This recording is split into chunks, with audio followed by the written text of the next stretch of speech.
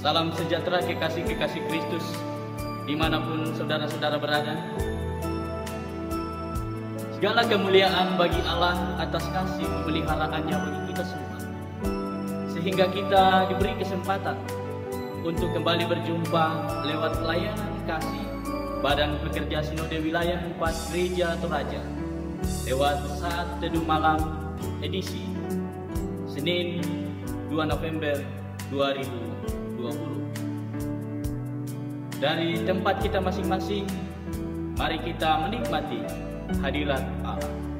Dan sebelum kita menikmati firman kebenaran Allah, mari kita bersama-sama memuji Tuhan bersama dengan PPGT Jemaat Jatiwaringin.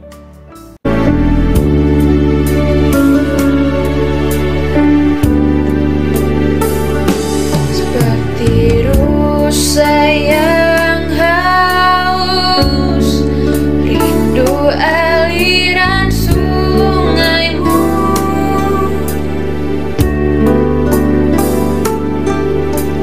Hatiku tak tahan menunggumu.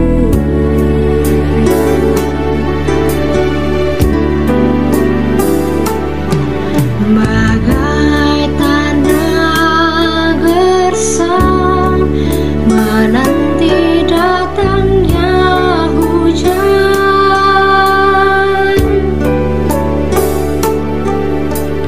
begitupun jiwaku, Tuhan.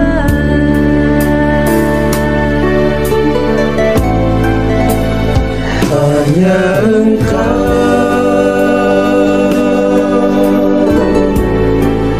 pribadi yang mengenal hatiku, tiada yang tersembunyi bagimu. Seluruh isi hatiku Kau tahu, dan bawa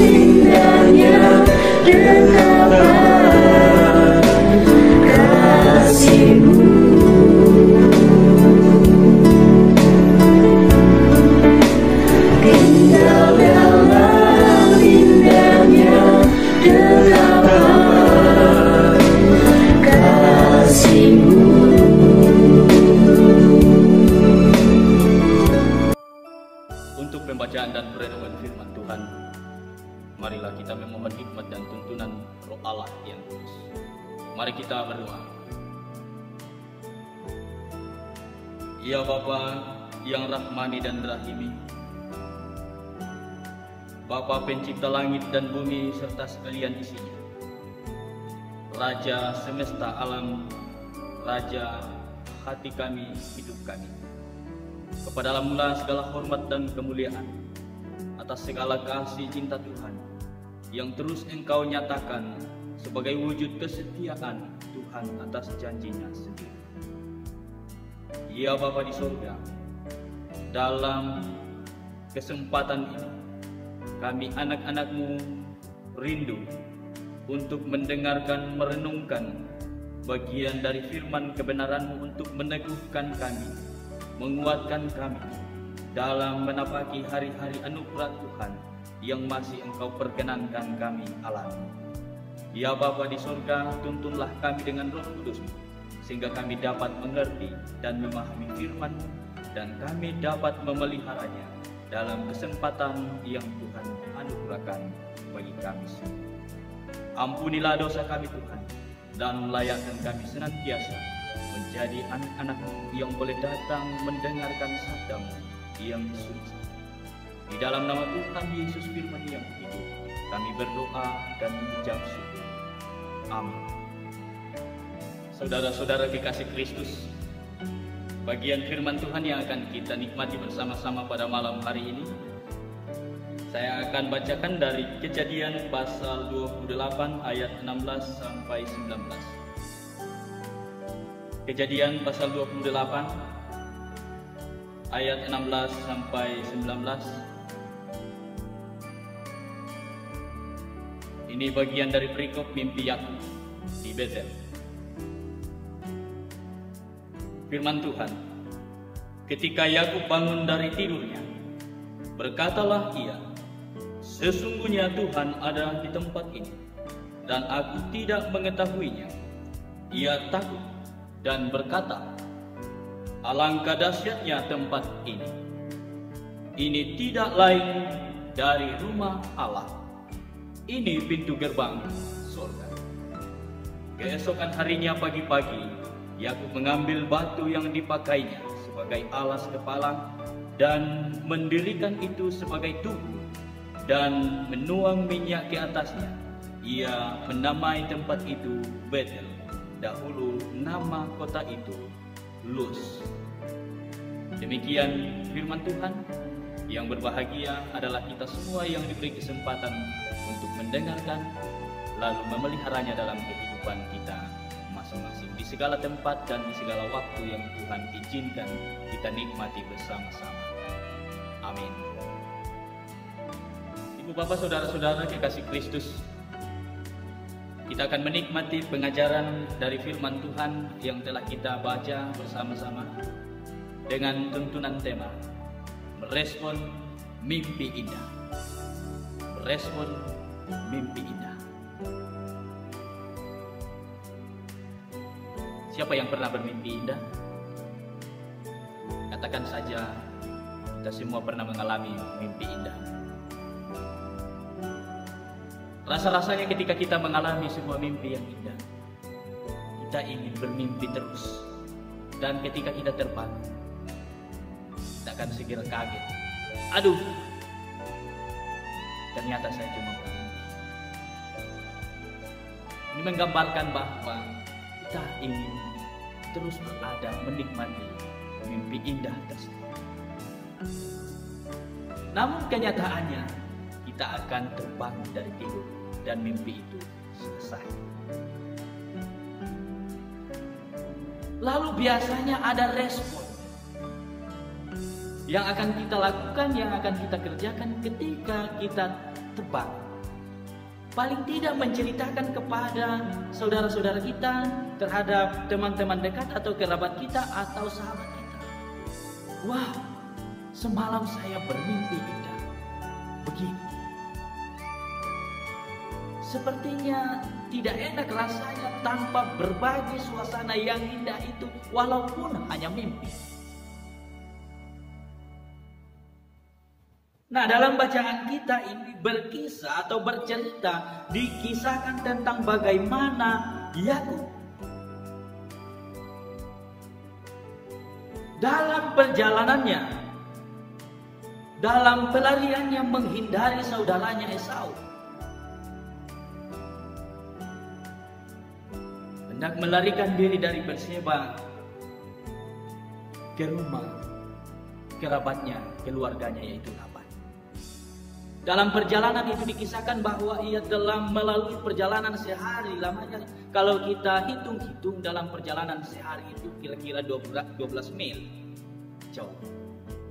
Sangat jauh.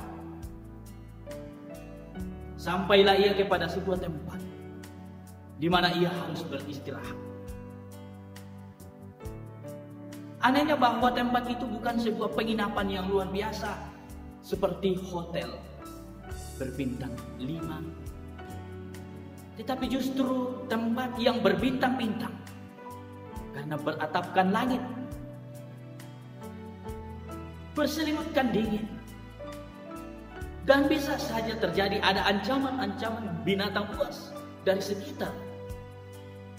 Bisa saja ada utusan-utusan orang yang disuruh oleh saudaranya Esau untuk mengejar, lalu bisa membunuh. Bisa saja keadaan ini. Dia penuh risiko berjalan sendiri. Tetapi dikisahkan bahwa dalam peristirahatannya sekalipun hanya berbantalkan batu, ia dapat bermimpi. Ini luar biasa saudara-saudara. Dalam mimpi itu dikisahkan tentang tangga yang sampai ke langit. Dan ada malaikat turun naik. Lalu Tuhan Allah ada di sana. Ini menggambarkan kepada kita bagaimana lawatan Allah, perlindungan Allah, kasih setia Allah senantiasa dinyatakannya kepada setiap umat yang telah dipilihnya.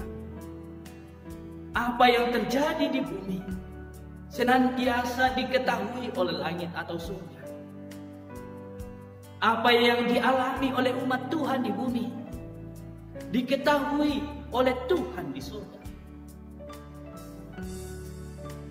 Dan menarik ibu bapak saudara-saudara, bahwa melalui kisah ini, melalui mimpi ini, Yakub diteguhkan kembali, diingatkan kembali siapa Tuhan Allah yang terus memelihara, menuntunnya sekalipun ia ada dalam bahaya, ada dalam tekanan kehidupan. Tuhan tidak pernah meninggalkan. Tuhan ada di sisinya. Pergumulannya di bumi diketahui oleh Tuhan di surga, dan Tuhan tidak berdiam diri. Tuhan menjumpainya. Itulah menariknya bahwa ternyata mimpi ini bukan mimpi biasa, tetapi mimpi indah yang luar biasa. Dan menarik lagi untuk kita simak bahwa setelah Yakub diingatkan dan diteguhkan lewat mimpi itu tentang janji-janji Allah kepada Abraham, kepada Ishak, lalu kemudian yang terbang dan lalu merespon. Apa respon Yakub? Dia betul-betul menyadari bahwa sesungguhnya Tuhan ada di tempat ini. Sepertinya ada perasaan-perasaan yang dialami dalam pelariannya, dalam ketakutannya. Bahwa mungkin Tuhan telah meninggalkannya, mungkin Tuhan telah menjauh daripadanya. Sehingga ketika mengalami mimpi itu dia baru tersadar bahwa di tempat itu ada Tuhan. Menyadari dengan sungguh bukan lagi dia bermimpi, bahwa tempat di mana ia berada itu adalah dahsyat. Bahkan dengan ungkapan iman ia berkata, tempat ini tidak lain dari rumah Allah. Ini adalah pintu gerbang surga.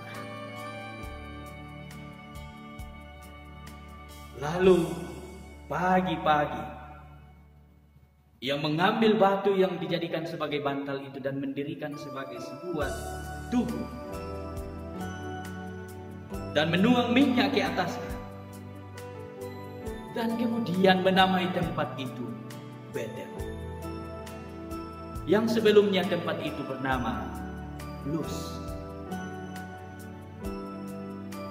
Sebagaimana dalam pengakuannya tempat itu diberi Betel artinya rumah Allah atau pintu gerbang surga.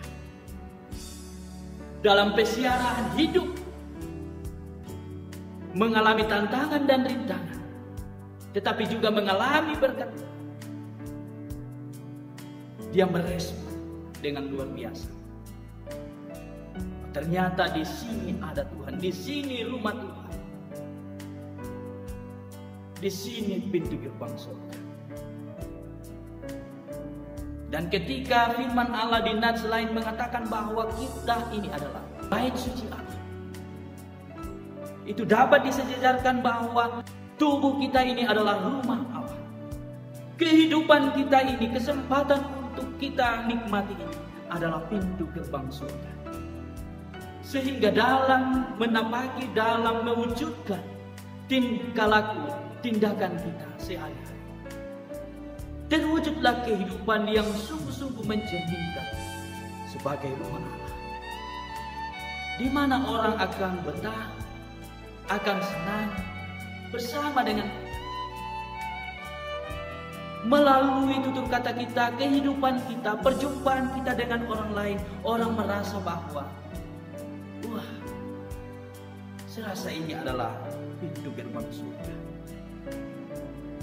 Kehidupan kita senantiasa menjadi jalan masuk orang lain untuk menikmati damai sejahtera Allah.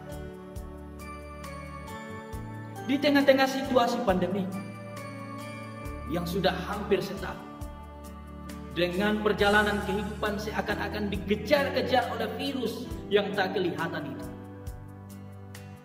ada lawatan Tuhan, ada kasih Tuhan yang terus memelihara kita. Pertolongan Tuhan tidak akan pernah terlambat. Kasih Tuhan akan senantiasa memelihara kehidupan saudara-saudara. Karena itu, segeralah bangun dari mimpi dan meresponlah dalam alam nyata Anda. Jangan jadikan respon itu sebagai mimpi Anda. Wujudkan, nyatakan, ubah kehidupan lama,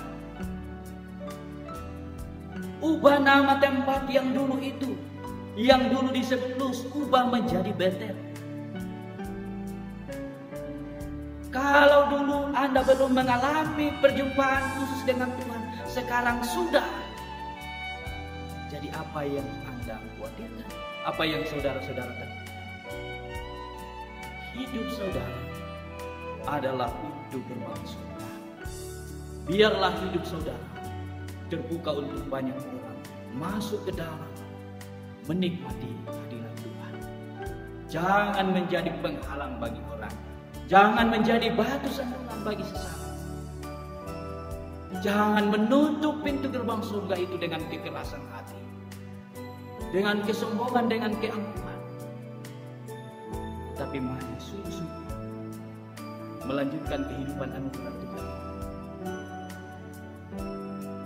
dengan penuh pengharapan, dengan penuh keyakinan bahwa Tuhan ada bersama kita, bahwa Tuhan tidak pernah membatalkan setiap janjinya. Allah setia kepada janjinya. Dan yang kedua, mari kita merespon dengan kebenaran yang telah dinyatakan di dalam Yesus Kristus. Tuhan meneguhkan jemaat kekasih-kekasih Kristus dimanapun Anda berada. Tuhan dimuliakan. Haleluya. Mari kita satu dalam siapa. Terpujilah Engkau Tuhan Allah kami, Allah yang terus menyatakan cinta kasih bagi kami umat-Mu. Kami mengucap syukur atas kesempatan yang indah malam ini. Kami diperkenankan mengalami hadirat Tuhan, mengalami persekutuan dengan saudara-saudara seiman dimanapun mereka berada melalui jaringan ini. Kami diperkenankan untuk mendengarkan firman-Mu yang mana meneguhkan kami untuk mengenal dan percaya dengan sungguh bahwa Engkau adalah Tuhan Allah kami. Engkau adalah Tuhan yang setia pada janji. Engkau adalah Allah yang terus ada bersama-sama dengan kami dan mengajar kami untuk merespon setiap janji-janji Tuhan dengan pengharapan yang sungguh, dengan kebenaran hidup. Melalui kesempatan ini pula ya Bapa, kami mendoakan segenap jemaat Tuhan dimanapun mereka berada di lingkup BPSW 4 Gereja Toraja. Tuhan berkati mereka dalam keberadaannya dalam tugas dan tanggung jawab masing-masing. Dalam pelayanan-pelayanan, kiranya Roh Kudus-Mu senantiasa membimbing mereka dalam kasih dan kebenaran, sehingga mereka semua dapat menikmati berkat-berkat Tuhan. Yang ada dalam kelemahan tubuh Tuhan berkati, sehingga dapat menikmati kesehatan kembali, dan yang ada dalam sukacita sempurnakan kebahagiaan mereka, sukacita mereka. Ajar kami untuk berbagi sukacita dan berbagi duka cita. Biarlah beban kehidupan dapat kami tanggung bersama dan sukacita kami nikmati bersama.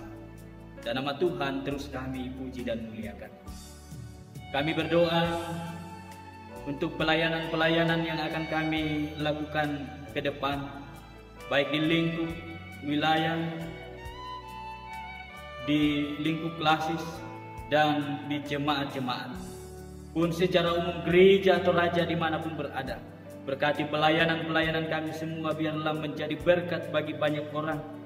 Biarlah kehadiran kami, biarlah hidup kami menjadi rumah Tuhan, menjadi pintu gerbang surga, di mana setiap orang yang berjumpa dengan kami dapat masuk ke dalam hadirat Tuhan, nikmati damai sejahtera-Mu. Ya Bapa di surga, kami berdoa untuk bangsa dan negara kami. Tuhan berkati. Kami berdoa untuk pemerintah kami, presiden, wakil presiden, dan semua aparatur negara. Tuhan berkati, beri hikmat, bijaksana, kesehatan, dan kekuatan, ketabahan di dalam mengemban tugas berat. Berikan kemampuan sehingga dapat mengayomi masyarakat dengan baik, dan berikan kearifan, kebijaksanaan kepada segenap masyarakat untuk tetap bersinergi dengan baik, dan kami dapat menikmati damai sejahtera sentosa Allah di negeri tercinta Indonesia ini. Berkati tanah Toraja dan Toraja Utara dalam proses pemilihan bupati dan wakil bupati. Biarlah semua proses menuju ke sana boleh berjalan dengan baik, dan nama Tuhanlah yang diandalkan.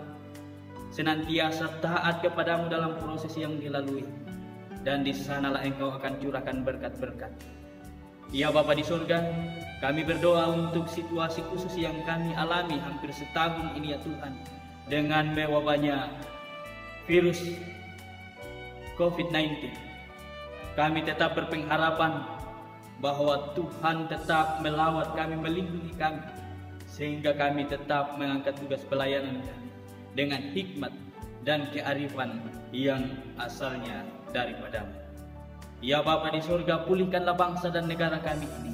Biarlah kami dapat beraktivitas dengan baik untuk hormat dan kemuliaan bagi nama Tuhan.